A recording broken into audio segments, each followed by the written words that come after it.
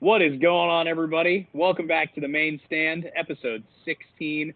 I am one of your hosts, Patrick, joined today, as always, by Mitch and Josh. No special guests today, just the standard crew. How's everybody doing today? Not ideal. Not great. Yeah, doing pretty poor. A tough week to be a Revs fan. If anybody followed along on the Instagram story, I was at Gillette Stadium for the Eastern Conference semifinals. It was a tough match. It was a great match to watch. Very exciting. But unfortunately, the Revs fall to New York City FC. Regular time finished 1-1. Couple of quick goals. Not much to say for the rest of the match. A lot of back and forth. First half of extra time. Finishes without another goal.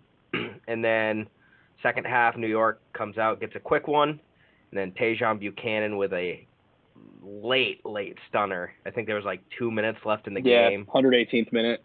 Was able to net one to tie it up, send the Revolution and New York to penalties. Unfortunately, the Revs fall. Was it 5-3 in pens? Yeah, Buxa had his saved, and New York took him first, so had to save it. Unfortunate, but my only couple of cents on the game is I think the Revs were a little unfortunate to be playing a team as hot as New York, and the 2 weeks off or 3 weeks off definitely didn't help them at all going into that game. I mean, they looked good. They definitely looked like they were fighting for it the entire time. The whole 120 minutes they were in it. I think the crowd helped a lot. I could tell from my home that it was one of the first times in a long time that Gillette Stadium was rocking. It was a loud Tuesday night. I was pleasantly surprised to see how many people turned out. I didn't see the final count, but there were a lot of people there, it looked like. My last comment is, will Tejan Buchanan ever get a call? Doesn't he already have a call? I'm saying he was getting fouled all night, and the ref was doing nothing. No, the officiating was so one-sided. And I think it's just poor. I think MLS officiating has just been bad all year, and that's the last thing I'm going to say about the refereeing. I don't think it was as bad as the game we went to, the Miami game. I don't think it was as bad. I think it was a playoff official. Like, they let them play a lot more. It was a very physical game. Right. But there were a couple of tackles that came in that were, like, there was one right in front of us on Gustavo Bo that we thought was a penalty. Like, clear as day, and it never got looked at. So I think the one you're referring to, they played on TV, and it was not a foul. I think I know the challenge you're talking about, and that one actually, I was in the same boat. If we're thinking about the same challenge, it was like in the 70-ish minute. They showed it on TV. It wasn't a foul. So from the angle that I was at, because it was right, like, kind of on the edge, like, of the box, like on the touchline or on the goal line. Yeah. And we were only 4 rows back. Like, it was like right in front of us. So the angle that the tackle came in, it just looked bad from where we were. Yeah, I hear you, but it looks so bad. Is what it is. I'm gonna tip my cap to New York. They're a good side. Gotta give it up I don't know how they're gonna do in the next round without Castellanos. I think that's how you pronounce his name. Him getting that red card's not gonna help him. He deserved it way earlier. I mean, yeah. I will be rooting for Real Salt Lake for the remainder of the playoffs. I want them to get there. They're like the Revs. I don't think they've ever won it yet. And they're kind of like the fairy tale story now. So I will be rooting for RSL for the remainder of the tournament. I just had a very long drive back to Maine. Long, sad drive. I haven't finished my grieving process yet. So I'll pick a team for next week, and we'll see how it goes. Now, hopefully they don't lose before we get to do it. Real quick, I do also just want to say that if you haven't yet listened to the mini-sode before we really, get into the meat of this episode here, definitely go do that. Mitchell and Josh took time out of their busy Saturdays to record an interview with a very good friend of the podcast named Lucas, West Ham fan from the Netherlands. They did a fucking awesome job on that episode. So if you haven't heard that yet, It's like 35 minutes, 40 minutes. Go listen to that and then come back to this episode. But Mitch and Josh killed that one, and we just want to say, appreciations to Lucas for doing that with us. And if anybody else out there wants to get on the pod, either do like another mini-sode with us on like a really specific topic, or just come join and be a guest on a full-length episode, hit us up on social media, get at any of our Twitter, our Instagram, just get a hold of us, and we'll be happy to kind of work that out. So just wanted to make that known before we tuck into the episode. And last little bit of housekeeping, Josh. Yeah. Are we going to Vegas soon? Are we going to Vegas soon, dude? I think we have 7 picks tonight. But last week, most importantly, we went 5 for 6, our best week yet. We're starting to hit these high percentages. When we do a little bit of more research, we're finding that our picks, end up doing a lot better than just when we wing it. So I think that'll maybe we are a logistics company. Maybe we are. I think we're going. We're getting there. The only one I missed was the Chelsea Man United game. I had Chelsea -1.5, and that one obviously ended in a draw. I'll take it. Anytime Chelsea drop points right now, I'm happy with. Yeah. Anyway, first order of business for episode 16. You guys can see it on the sidebar if you're watching it on YouTube, and if you're not, but you're watching this, you probably know that Lionel Messi won his 7th Ballon d'Or over the past week. And it's kind of been a topic of conversation. So before I give my 2 cents on it, because we all know that I have opinions, how do you guys feel about it? Was it a deserved Ballon d'Or? Do we think that Leo deserved number 7? Do we think it should have gone elsewhere? And then after that, I have some, placing finishes I'd like to discuss. So yeah. I'd be happy to. We'll start with, do you guys think Leo should have won? I think it was a fine, it's fine for Leo to win. We'll read down the list for just those of you who don't know. It went Messi, Lewandowski, Jorginho, Benzema, N'Golo Kante, Ronaldo, Salah, Kevin De Bruyne, Kylian Mbappe, Donnarumma, and Erling Haaland. Those were the top 11. I think it's fine that Messi won it. We talked about it a couple weeks ago when we did our little Ballon d'Or preview. And I said that, Messi winning it's fine for the past year. I do think where they didn't give a Ballon d'Or out over the year before, I do think Lewandowski kind of deserved to win one. This was kind of one of those years where, no one really screamed as the winner. So it's kind of tough. It definitely felt like a pretty open Ballon d'Or year. I do think, again, that Lewandowski deserved a Ballon d'Or, but I think he deserved a Ballon d'Or last year. Yeah. I think if they didn't cancel the Ballon d'Or in 2020 and they gave Lewandowski his award, Messi would be making less headlines for this win. But I do also think that Messi should have won the Ballon d'Or this year. I think at the end of the day, the Ballon d'Or is an individual award based on individual accomplishments, and Messi's individual 2021 really spoke for itself. Golden Boot in La Liga, 28 Man of the Match awards last year, on top of the Golden Ball in the Copa America, Golden Boot in the Copa America, La Liga Golden Boot. Individually, Messi had a pretty standard Messi year, and maybe it felt average for someone like him, but anybody else that puts up 41 goals, 17 assists, 2 Golden Boots, a Player of the Tournament award, you're putting them in the conversation for Ballon d'Or. You're forcing that conversation. So I think when you look at it like that, Messi definitely did deserve to win the 7th this year. That being said, harsh on Lewandowski. I think he had a phenomenal 2021 as well as a phenomenal 2020. Sorry, he's really had a phenomenal 3-year stretch. I think he's kind of gotten the shaft with COVID, kind of putting a halt on things. I do think more last year, if it was 2020 and it was a normal, Lewandowski would have had the Ballon d'Or locked up. Yeah, but absolutely. I think the points you made, I mean, he wholeheartedly deserves second place in this competition as well. In absolutely, the listing. Yeah. So I don't think anybody can argue that. As we go down the list, I think I have some things that I don't. Oh, I've got opinions. On this. I've got some opinions, but no, I agree with you, Pat. I think just based on those individual achievements that Messi's had over the last year. Also transitioning to a new side, still maintaining some level of normalcy. I think it was his year, and I think it was deserved for a seventh Ballon d'Or. I think it was deserved. I also will note that if Lewandowski had won this award, I would be making the same argument for him. I think both of them were very, very worthy winners of this year's Ballon d'Or. So, is what it is. That being said, Lionel Messi is the greatest of all time. Let's stop forcing this debate for any of you out there that want. So why don't we all go around and give our take of like what or who was misplaced, either too high or too low? Jorginho. Ruben Dias.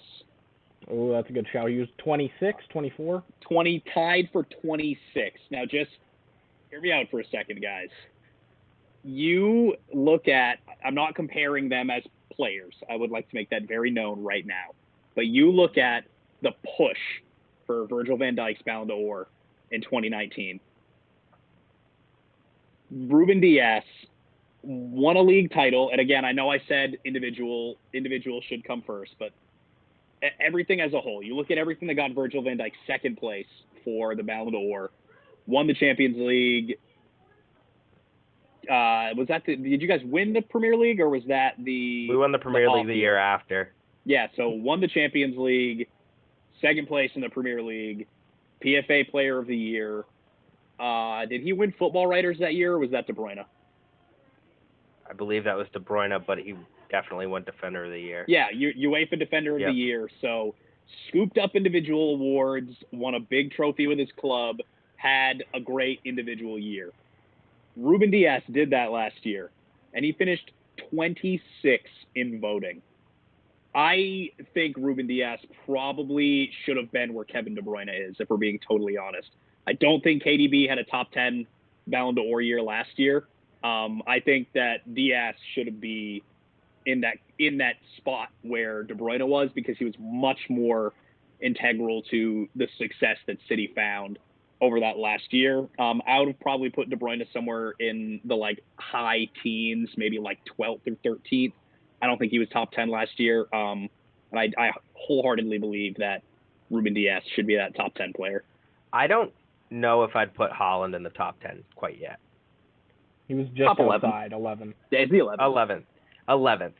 I feel like maybe like 15, 16, but like I feel like people have been so caught up with the achievements that he's had solely in the Champions League.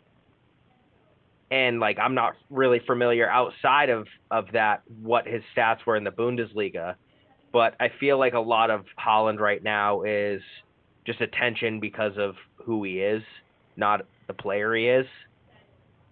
And I think it's going to take some time for him to actually establish being that close into the running, doing what he's done over the last couple of seasons. No, I guess I can understand that.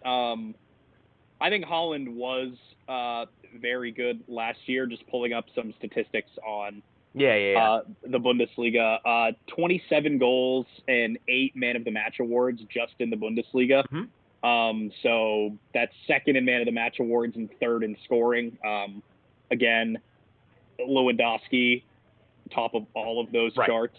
Obviously, much better player. I don't know. I guess I think what you're saying is fair. 11 might be a little high for Haaland, all things considered. Is it maybe just because he's the second best striker in the Bundesliga?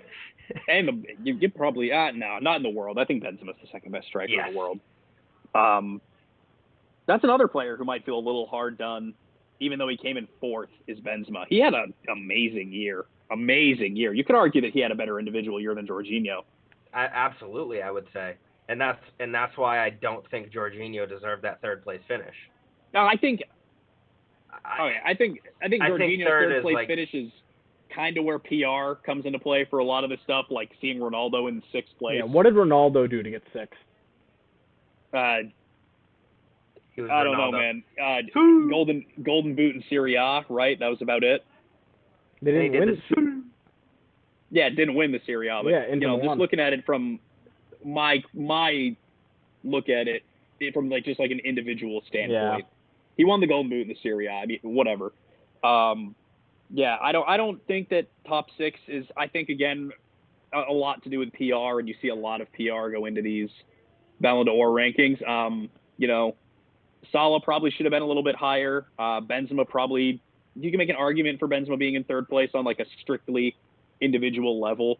But with everything that Jorginho won over the past couple of years, or over the past year, I don't think it's unfair to say that he deserved his spot on the podium. Maybe it's the bias because it was like, yeah, Jorginho's year for Ballon d'Or. Like, I think a lot, yeah. There was kind of like a big PR push to win him a Ballon d'Or, which maybe is why it feels like a little bit annoying to see him there because it worked.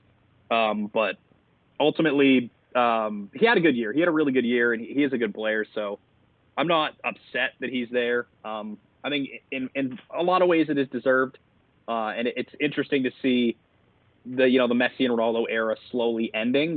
I feel like going to be a lot more like shakeups in these top tens and things like that. So I think mine that was really overrated. I think, and it's the one lower down the list, but Donnarumma getting in the top 10, I think is a robbery from Edouard Mendy. Yeah, that's he also won the Goalkeeper of the Year award. Yeah, the Yassine award, right? Yeah. I think that was a robbery. I think that should have been Mendy's award, 100%.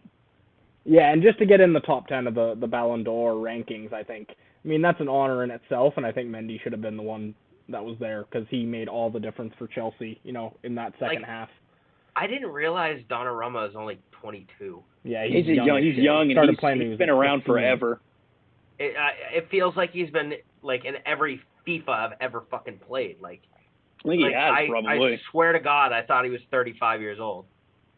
Nah, he's just been around for a while. Very, very seasoned player. I don't know. He did win Player of the Tournament in the Euro, so you kind of have to give him that. But I think him being in that top 10 is very much an international tournament cycle year.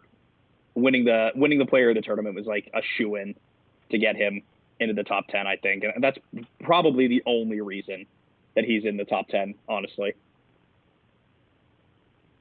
Yeah, it's also French football, and, I'm not going to say it outright, but, they're a little corrupt for some reasons, and you see players of some nationalities higher up the list than others, so that's my 2 cents on it. Yeah. Is Mendy French?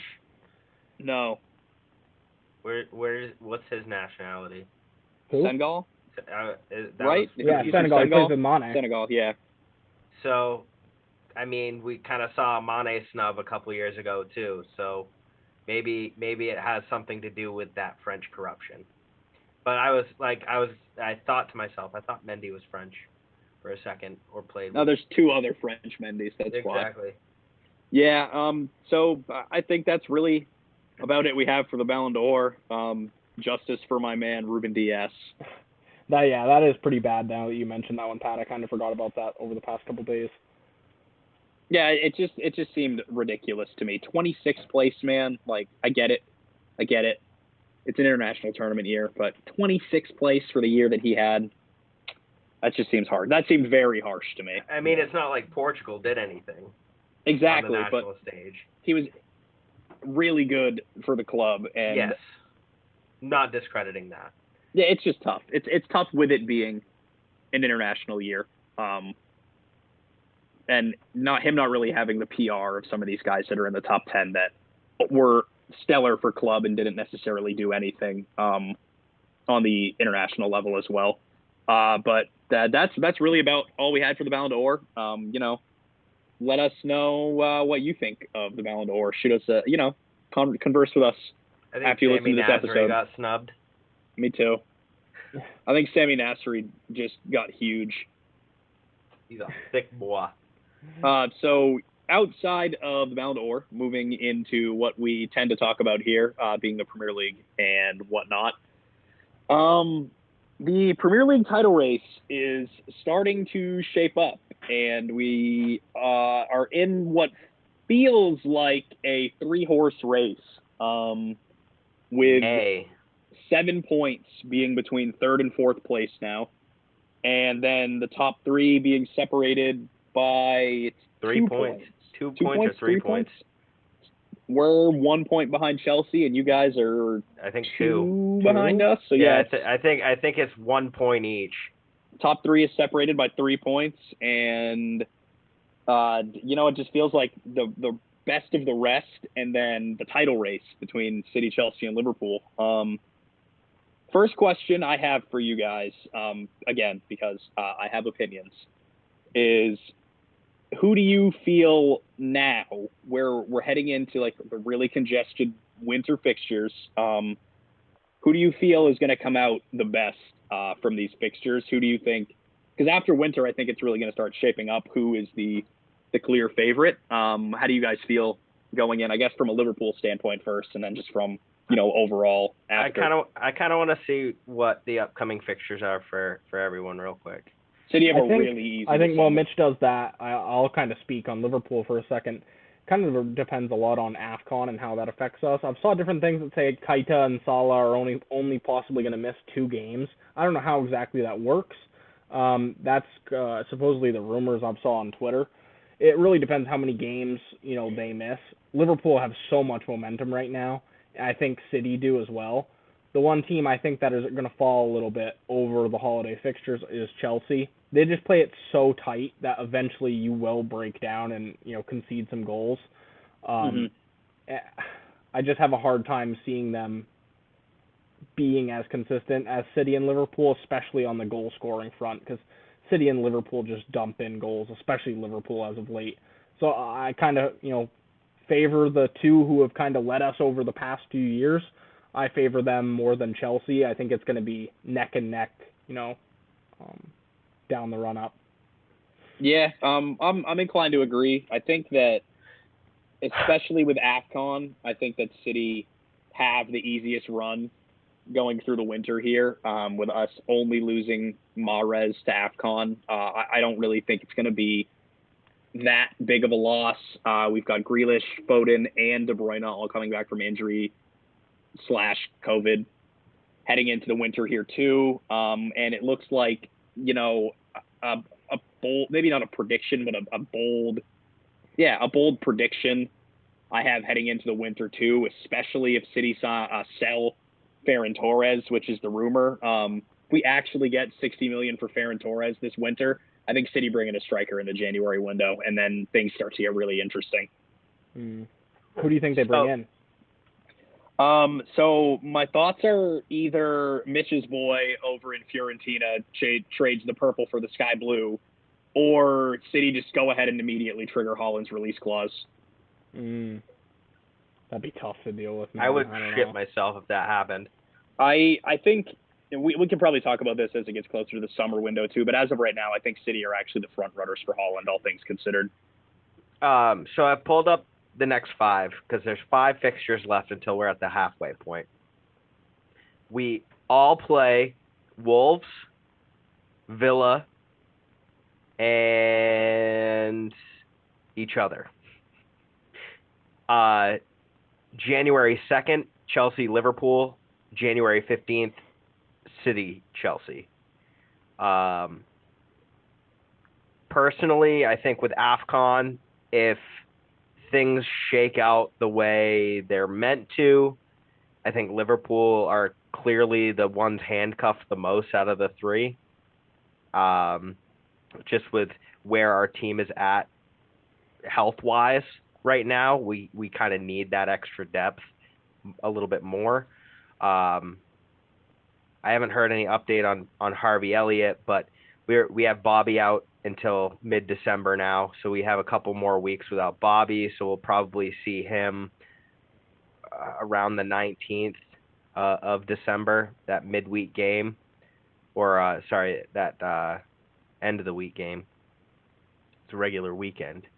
But I don't know. I think I have to agree with Pat. If things are consistent right now, I think City have the best chances, especially if they sign Torres or get rid of Torres and are able to sign somebody in that winter transfer window. I don't know if Chelsea. I don't know what's going on with Chelsea right now. I don't know if they just play that terrorist ball defensive. They're not going out attacking and getting a bunch of goals, or that being said, though, not to cut you off, Mitchell. Yeah. Writing them off does feel wrong. It does. I think they're the second highest scoring team in the Premier League this year, despite playing terrorist ball. And yeah, they're the second highest scoring team, and they have the highest goal differential. So they score the most, and they concede the second most. Concede the less. Concede the less. The least. The leastest. I went to public school, all right, everybody? But we got that. So Central Maine education. Thinking about that, it's really tough to sit here and say with confidence that Chelsea are going to come out the worst. I don't think they will. I think they're the middle of the pack right now. Oh, I think if they lose Mendy to AFCON, that's they're going to be huge. Have a couple of tough games without, that presence in the net for sure. Yeah, I think it's a toss-up between Liverpool and Chelsea for who are going to struggle the most getting through the winter. And then you look at City, and it just feels like they're going to kind of do what they did last year and start pulling away in the winter. But I could be wrong. I could be very wrong. But they feel unstoppable right now. So I think the one thing Liverpool does have going for them right now is Thiago's catching form at a great time. Hendo's coming back at a great time and staying hot. Oxlade-Chamberlain's looked great linking up in the midfield as of late. Jota's firing on all cylinders. Salah's doing Salah things. And, I just hope that AFCON doesn't handcuff us as much as I think it's going to. As much as that anxiety as a Liverpool fan is kind of lingering right now. I don't know. I want us to have that depth. I think we're going to have Curtis Jones back pretty soon. We just have some lingering, nagging injuries that are kind of falling at that wrong time of when we're going to be expecting players to be leaving. I think we're getting a lot of players coming back from those injuries, though, too. Yes. So yeah. I think the one thing about Liverpool that I want to point out is just how good their offense has been this year. We've kind of not talked about it as much. Scored 43 goals in 14 games. They're the only side in English history to score at least 2 goals in 18 games consecutively across all competitions. They're just scoring at an insane rate right now. And, that makes them hard to beat, especially when you have a defense like Liverpool does. They've been caught out a few times here in the beginning of the season, giving up some, precarious leads in that matter. But I think that's what makes Liverpool so scary, is that when their defense does finally click to its fullest potential and, Klopp gets the most out of them, it makes them a really tough team to beat with, goals coming from all different angles. Right. Yeah, I think that's pretty spot on. I just feel like Chelsea have the best defense, Liverpool have the best offense, and City are very clearly the most balanced side. And I think heading into this tricky part of the year, City kind of having the best of both worlds in that 11 is going to help them a lot moving forward here. But again, we'll see. The three teams at the top of the Premier League are all so good. It can really fall any one direction. One team has a bad day, and it changes everything too. So I'm really excited to see how the rest of the season turns out. And there's 3 games separating third and fourth right now, and West Ham sitting in fourth with a point advantage over Arsenal, who have a point over Tottenham, who have a point over United and Wolves. Yeah, it's still super tight.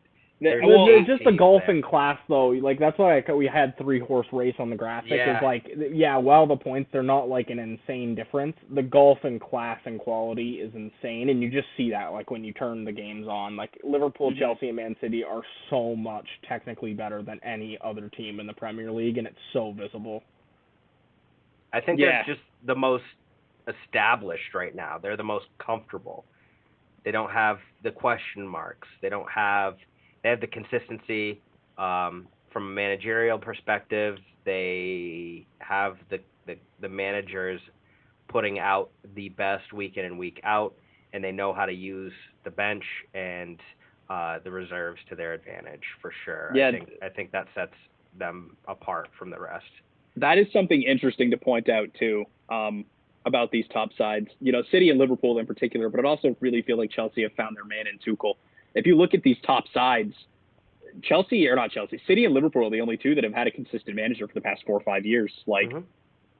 And that's showing that those two clubs found their guy, and it's clearly, paying dividends to get the right guy in there. And interested to see how United shape out under Ragnick, the Ragnarok, the villain from Thor. That guy. What a game this afternoon, too. We're recording this on Thursday night. That game this afternoon between Man United and Arsenal was a cracker. Yeah, it was really good. Maguire really lucky not to give away that penalty on Tomiyasu. Ronaldo scores his 800th. And United walk away with 3 points. Are they going to make the top 6 this year? I think they have every ability to. I don't think it's time to count them out yet, for sure. Close, yeah, but I will see. We'll see. I think we really just wanted to touch on the big three right now and just kind of talk about. Carrick was at the helm, right? Yep, it's Carrick for now. Yeah, I think Ragnick is next week. Yeah, or this weekend we'll see him. I think it was work permit stuff. They were having trouble getting him in. Visas and whatnot. Before we leave, Mitchell, how's the weather looking over in Fiorentina? Oh, buddy. Bad. What do you mean bad? What are you talking about? You lost to Empoli fucking last weekend. Okay, yeah, we lost to Empoli. However, the boys in purple are sitting comfortably in 6th place, tied with who are they tied with right now? You're tied with 3 other teams on the same amount of points, and one of them is Juve. Comfortable doesn't sound comfortable to me, Mitchell. It sounds shaky. That sounds like a nice, sunny and 75 day to me. Same goal differential as Juve too. Exactly. Vlahovic has been saving grace. Hopefully he stays through this transfer window. Doubt it's going to happen, but he's been my saving grace this year. Right now, sitting on 24 points, tied with Bologna and Juve, just 1 point behind Roma in 5th.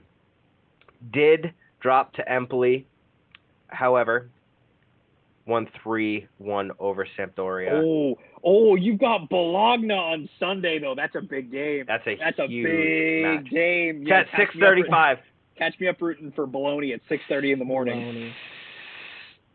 That's gonna be an early one, but I'm gonna need to do it. Support the boys in purple. We do it on FIFA when we're using the purple controller. And that's the Florence forecast. Expect some clouds this weekend. It's going to be a stormy weekend, fighting for sole possession of 6th place. Sole possession. When is right. Wait, who is Juve playing this weekend? Juve's playing Genoa. Yeah, so not someone hard. So we're going to fly through some games here. Rick's picks. We have 7 this week, so we're looking to kind of repeat the same results as last week. I didn't have time to handicap all these, so these are a little bit off the cuff. West Ham and Chelsea. I have West Ham draw no bet at plus 245. I think these odds are insane. Chelsea have slipped up. They were drawn or level with Watford just yesterday, I believe. And they obviously dropped points against Man United. I think West Ham have dropped a couple too, so I think they're going to bounce back in a big way. And if West Ham pull a draw, you get your money back. So that one, pretty fine with that. Liverpool Wolves. I've rode Liverpool minus 1.5 for like 4 matches in a row, and it's worked every single time, so I'm hitting it again. And it's plus 120, so plus odds on Liverpool winning by 2. If it isn't broke, we're not going to fix it, baby. Yes, no. Exactly. We're right. I mean, like, the last few weeks feels like a guarantee of at least 4 Liverpool goals. Yeah, it's just obvious lately. That's the easiest way to put it. And next we have Villa versus Leicester. This one's going to be at Villa Park in Birmingham. I think this is going to be a class game. Just Gerrard versus Broad on the sidelines. I'm so excited for this one. I think it's going to be an offensive shootout. So we're doing over 2.5 goals, minus 120 odds. So this one is the favored pick. But I think this one's going to be a goal fest. Villa and Leicester have goals kind of all over when they're both playing well. Fulham and Bournemouth. We're dipping down into the championship. This one's a big one because Fulham are in first place right now. Bournemouth are in second. They're just separated by, I believe, a point. So Bournemouth, if they win, could jump to first. Fulham's offense is just ridiculous. Mitrovic has already scored like 21 goals. He's getting shouts from like Villarreal, Juve, and Bayern, which is insane. Mitrovic to Juve. It's insane. So I have the Fulham money line, minus 110. Okay, we're back, and we're going to finish these 3 games in a jiffy. So Real Sociedad and Real Madrid, that's a big one in Spain this week. Real Madrid have won 7 in a row. I'm going to take their money line plus 120. I think that's really good odds, even though Sociedad have been on form as well. We have Dortmund Bayern in the Bundesliga. That's a big one. I have Bayern the money line on this, minus 125 as an easy pick. I think Dortmund just aren't at it. Yeah, put all your money on that pick, honestly. And then Roma-Inter as my last match for Serie A. I have the Inter money line plus 100. Inter haven't lost a game in recent time, so I think they'll win pretty easily over Jose's side. Yep. Pretty straightforward. Those are all about right. Yeah, let's hopefully this episode has been a wild ride. To say the least. Any closing statements, boys, or are we going to let everybody go on with their Fridays? I just want to say I love every one of you who tunes in and listens to us. Pat wants to kiss you all. We're not a logistics company still. No, we're not a logistics company, not a computer software not. Engineering firm. I'm an idiot sitting in his living room. Oh, any Aston Villa fans out there? December 11th, Villa Liverpool. Yeah. Would love to get your thoughts from the Villa perspective on Gerrard as your new manager. All right, that does it for episode number 16 of the Main Stand. Thank you for all listening. Subscribe to the pod if you haven't. Deuces. Deuces.